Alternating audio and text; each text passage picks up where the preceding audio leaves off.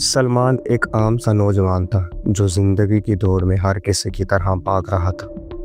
صبح دفتر، شام گھر اور پھر نیند۔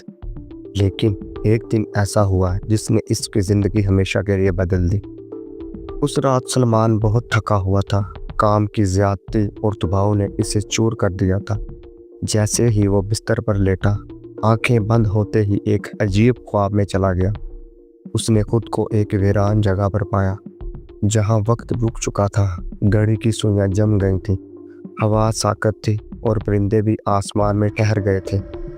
ایک سایہ اس کے قریب آیا اور بولا، سلمان، تم وقت کے قیدی بن چکے ہو۔ سلمان ہڑبڑا کر اٹھا، لیکن یہ خواب نہیں تھا۔ وہ واقعی ایک ایسی دنیا میں تھا جہاں وقت رک چکا تھا۔ وہ چلتا، دوڑتا، چیختا، لیکن کوئی حرکت نہ ہوتی۔ اچانک اسے ایک پراسرار دروازہ نظر آیا جس پر لکھا تھا، وقت کی چابی حاصل کرو ورنہ ہمیشہ کے لیے قید ہو جاؤ گے۔ سلمان نے دروازہ کھولا اور اندر داخل ہو گیا۔ اندر ایک بزرگ شخص بیٹھا تھا جو کہنے لگا، ہر انسان وقت کا غلام ہے مگر کچھ لوگ وقت کے قیدی بھی بن جاتے ہیں۔ تمہیں 3 آزمائشوں سے گزرنا ہوگا تاکہ وقت کو دوبارہ چالو کر سکو۔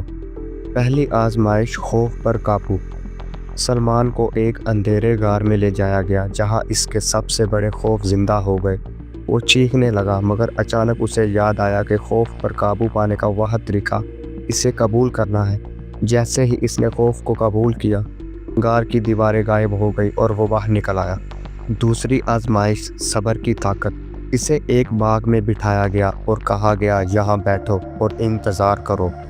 وہ گھنٹوں بیٹھا رہا مگر کچھ نہیں ہوا۔ وہ اکتا گیا مگر جیسے ہی اس نے صبر کا مظاہرہ کیا، باغ میں ایک دروازہ نمودار ہوا جو اگلی آزمائش کی طرف لے گیا۔ تیسری آزمائش، وقت کی قیمت۔ یہ سب سے مشکل آزمائش تھی۔ اسے ایک گھڑی دی گئی اور کہا گیا، اس گھڑی کو دیکھو اور وقت کو پہچانو۔ پہلے تو وہ سمجھ نہ سکا مگر پھر اسے احساس ہوا کہ وقت سب سے قیمتی چیز ہے۔ جیسے ہی یہ بات اس کے ذہن میں آئی، گھڑی چلنے لگی اور وقت واپس آ گیا۔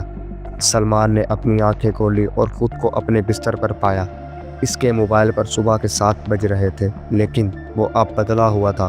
اب وہ وقت کی قدر کرتا تھا، ہر لمحہ جیتا تھا اور ہر سیکنڈ کا صحیح استعمال کرتا تھا۔ وہ سمجھ گیا تھا کہ وقت ہمارا غلام نہیں بلکہ ہم اس کے قیدی ہیں، جب تک کہ ہم اس کی اہمیت کو نہ سمجھیں۔